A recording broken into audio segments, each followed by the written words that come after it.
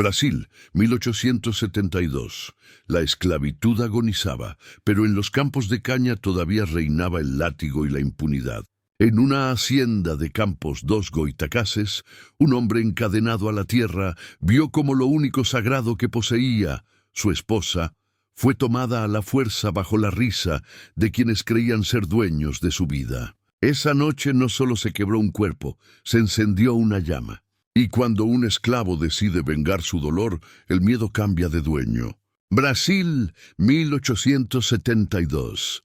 El calendario parecía anunciar un final cercano para la esclavitud, pero en los campos de caña de azúcar, el látigo seguía marcando el ritmo de cada jornada. Campos dos Goytacases despertaba con sonidos que no venían de campanas ni pájaros. Eran los machetes golpeando la caña, los gritos de los capataces y el crujir de las bestias de carga. La hacienda Santa Quiteria funcionaba como un pequeño imperio dentro del imperio. Allí, cada amanecer era un recordatorio de que los cuerpos tenían dueño y las almas estaban hipotecadas. Nuestro protagonista, a quien aquí llamaremos João, había nacido bajo esa condena. Sus manos, curtidas por años de trabajo, parecían de cuero agrietado. Su espalda, surcada de marcas antiguas, era el mapa de la violencia que lo había moldeado. Pero en sus ojos habitaba algo que los amos detestaban, una dignidad silenciosa, un fuego que no se apagaba ni con hambre ni con golpes. A su lado estaba Rosa, su esposa, la única razón por la que cada día no era igual a una muerte en vida. Ella trabajaba en la casa grande, entre pisos encerados y cortinas pesadas, donde aprendió a caminar con la discreción de una sombra. En las noches, cuando la hacienda dormía, João y Rosa compartían instantes robados junto al barracón. Ella le hablaba de la lluvia, de los ríos que corren libres, de un futuro sin cadenas. Él respondía con silencios largos que decían más que cualquier palabra. Resistir era la única forma de desafiar al amo. En ese pacto de amor mínimo sobrevivían, protegiéndose con lo único que el imperio no podía confiscar: la complicidad de las miradas. La hacienda era un teatro de jerarquías. En la cima, el señor, un hombre de bigote encerado y trajes importados que nunca ensuciaba las manos. Debajo, los capataces, sedientos de demostrar autoridad, convertidos en verdugos por delegación. Más abajo, escribientes y mayordomos que sostenían el engranaje administrativo de la crueldad. Y al final, los esclavos, obligados a soportar todo el peso de esa pirámide con sus cuerpos. La disciplina no se sostenía con leyes, sino con rituales de miedo, conteos al alba, castigos públicos, humillaciones repetidas hasta quebrar la voluntad. El rumor de la libertad circulaba como un viento débil que nunca terminaba de llegar. Algunos decían que el imperio preparaba leyes, otros aseguraban que todo era mentira para contener levantamientos. João escuchaba sin creer. Había aprendido que el futuro, en boca de los amos, era una promesa vacía. Guardaba su esperanza como quien esconde un cuchillo envuelto en tela, invisible, pero listo. Rosa sabía que el peligro no siempre gritaba. A veces entraba perfumado, con modales suaves, y robaba lo más valioso en silencio. Por eso, cuando cruzaba el patio bajo la mirada de João, ambos se aferraban a esos 2 segundos de encuentro como si fueran eternidad. Eran pequeños destellos de humanidad en un mundo diseñado para arrancársela. Esa temporada, la zafra exigía jornadas más largas y castigos más severos. Los capataces competían por imponer miedo. João soportaba sin caer, y esa resistencia lo volvía sospechoso. Los hombres que no se doblegan inquietan más que los que gritan. En los barracones, los murmullos eran advertencia y consuelo. Uno decía que en otra hacienda, un esclavo habló de fuga y amaneció colgado. Otro aseguraba que la princesa firmaría pronto una ley, pero nadie confiaba. João, la tarde descendió sobre los cañaverales como una sombra espesa. El calor parecía adherirse a la piel, y hasta los pájaros callaron, como si presintieran el desastre. Rosa había sido retenida en la casa grande. La orden vino del señor de la hacienda, que esa noche bebía más de lo habitual, rodeado de amigos y copas de vino importado. Juan la vio cruzar el corredor con un andar rígido, ese andar aprendido por quienes saben que cada movimiento puede ser interpretado como provocación. En el salón, iluminado por candelabros, el ambiente estaba cargado de humo y risa. Los hombres hablaban de política, del imperio y de cosechas futuras, pero los ojos del señor estaban fijos en Rosa. No hubo súplica ni protesta que lo detuviera. Entre burlas, pronunció la orden que todos entendieron. La arrastraron con la naturalidad con que se recoge un objeto caído. Nadie se atrevió a intervenir. La violencia se había vuelto costumbre. Juan no estaba allí, pero el eco le llegó como un cuchillo invisible. Escuchó un murmullo de resistencia ahogada, un forcejeo transformado en espectáculo, un silencio que gritaba más fuerte que cualquier palabra. El tiempo se detuvo en el patio, donde él esperaba impotente, sabiendo que algo irreversible estaba sucediendo tras esos muros. Horas después, Rosa regresó. Caminaba como una estatua, con el cuerpo entero erguido y los ojos apagados. Juan intentó sostenerla, pero ella apartó su mano con suavidad.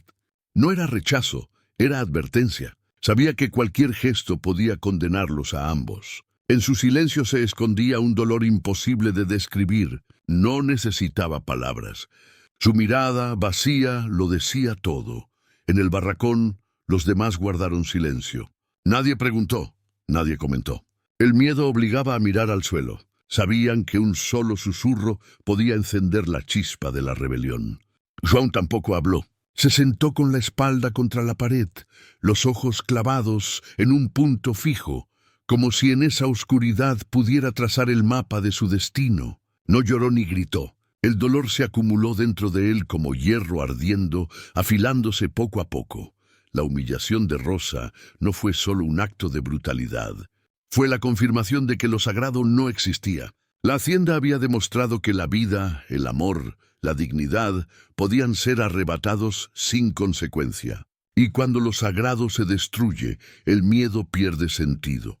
Juan lo entendió con claridad. Su existencia había dejado de pertenecerle. Ahora era vehículo de una fuerza más grande que él. Una rabia que pedía justicia con la urgencia de un río desbordado. No durmió aquella noche.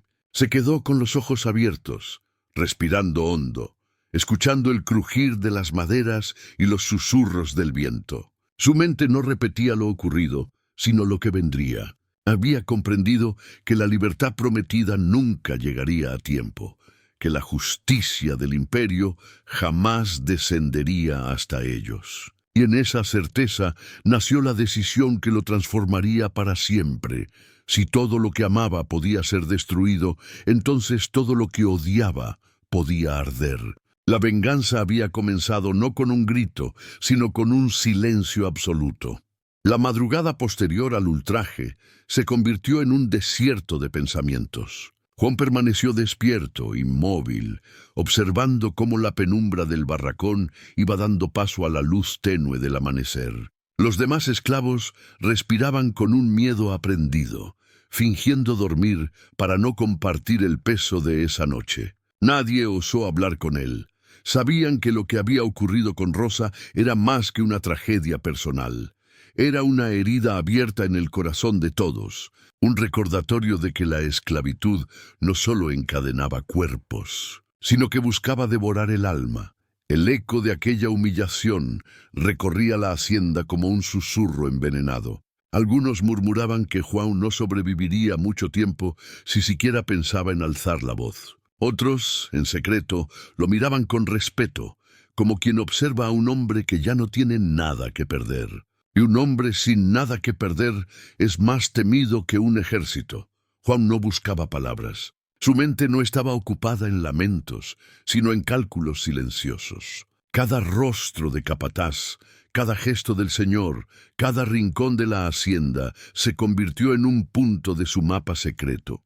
El odio no lo cegaba, lo volvía lúcido. El dolor se transformaba en método. Lo que en otro habría sido desesperación, en él se convirtió en claridad. En los días siguientes fingió normalidad.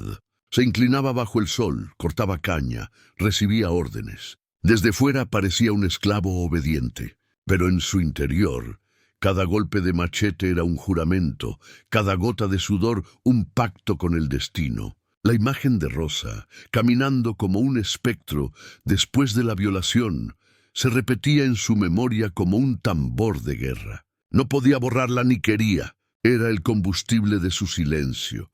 Algunos esclavos le susurraron advertencias. No lo hagas. Juan, si respondes nos matarán a todos.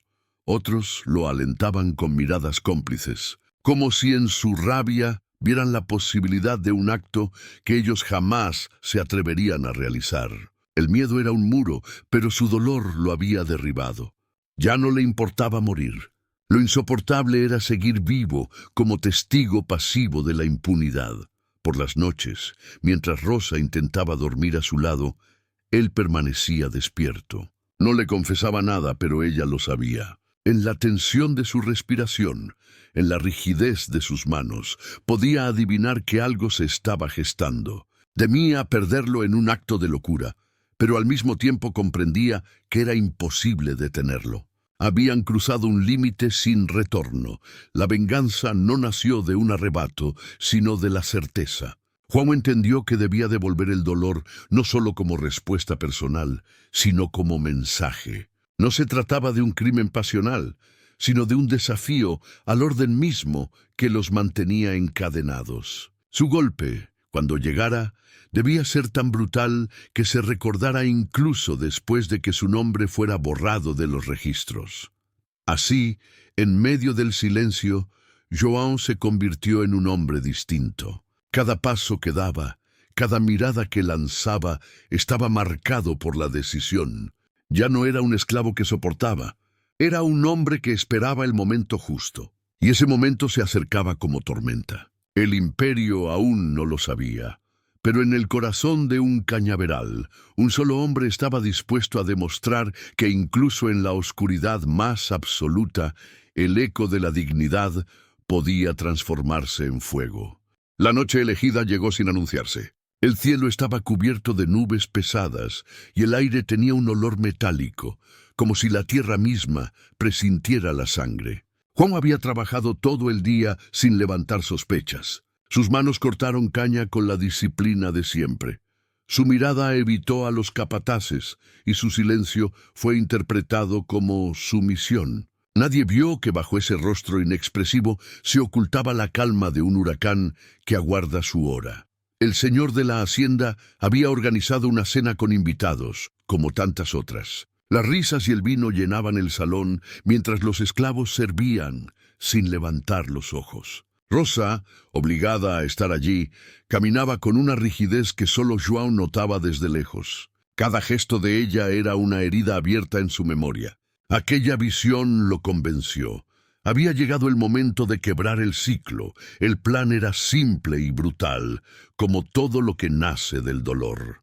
Juan había conseguido ocultar una herramienta afilada entre los matorrales del ingenio, una pieza de hierro mellado que en otras manos sería inútil, pero en las suyas se convertiría en sentencia. Esperó el momento en que los capataces se distrajeron en la bebida, y con pasos firmes se adentró en la casa grande.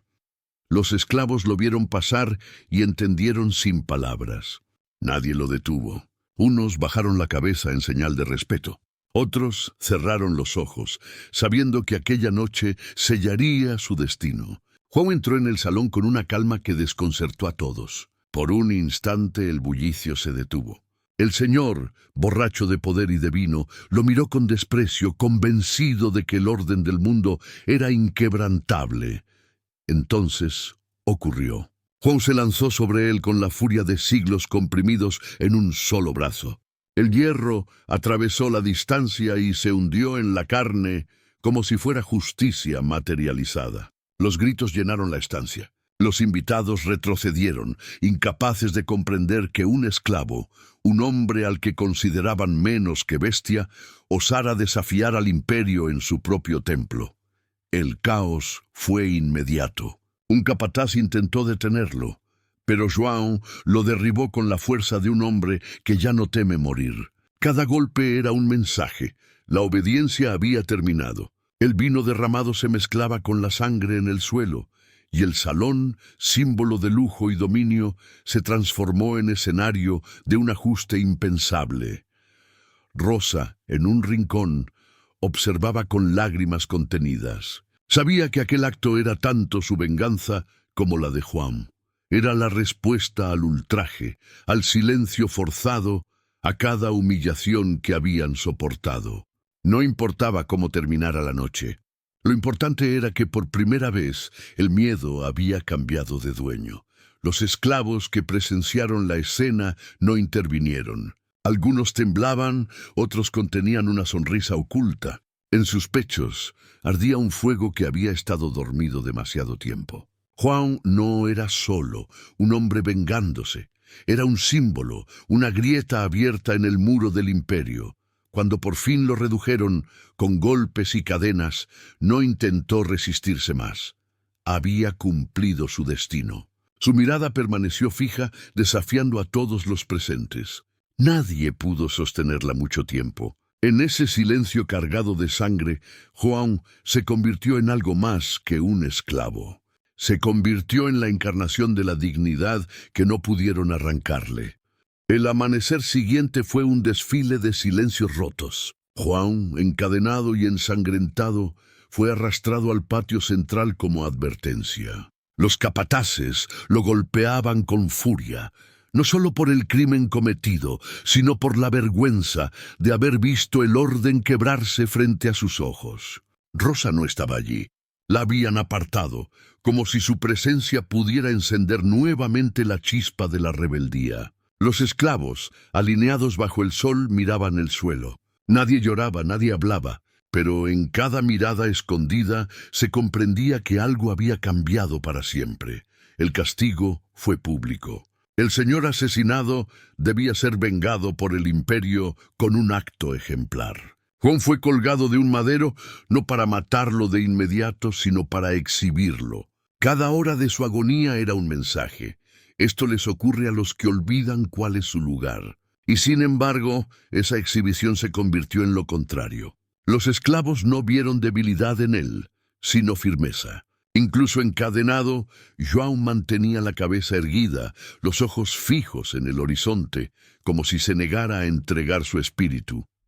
La hacienda entera quedó marcada por aquel acto. Los invitados de la noche anterior difundieron la historia como un escándalo, adornándola con exageraciones. Algunos lo llamaron monstruo, otros lo describieron como una bestia descontrolada. El imperio necesitaba convertirlo en ejemplo de barbarie para justificar la esclavitud. Pero entre los esclavos y en los susurros de los pueblos cercanos, la narración era distinta. Juan había sido un hombre que devolvió el golpe al poder. Con el tiempo, su nombre fue borrado de registros oficiales. No quedó documento alguno que reconociera su existencia. Solo persistió en las memorias orales, transmitido en voz baja entre generaciones. Los descendientes de esclavos lo recordaban como un espectro de dignidad, una llama breve, pero suficiente para demostrar que el miedo podía invertirse. Rosa sobrevivió, pero su silencio se volvió definitivo. Caminaba como una sombra en la hacienda, cargando el peso de haber sido la causa visible de aquella tragedia. Sin embargo, en su interior sabía que Juan no había muerto como esclavo, sino como hombre. Ese consuelo íntimo fue su única resistencia frente a los amos.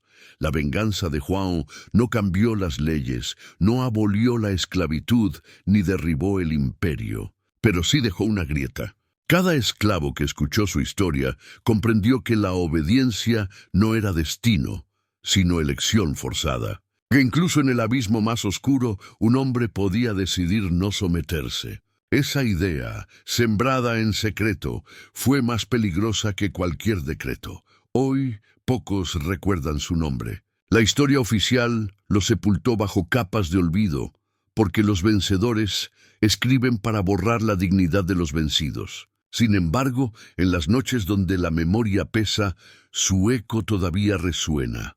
El eco de un hombre que perdió todo, menos el coraje de rebelarse. Y aunque su cuerpo fue destruido, su acto se convirtió en un recordatorio eterno. La esclavitud pudo poseer cadenas, pero jamás pudo poseer la voluntad de quien decidió morir como símbolo.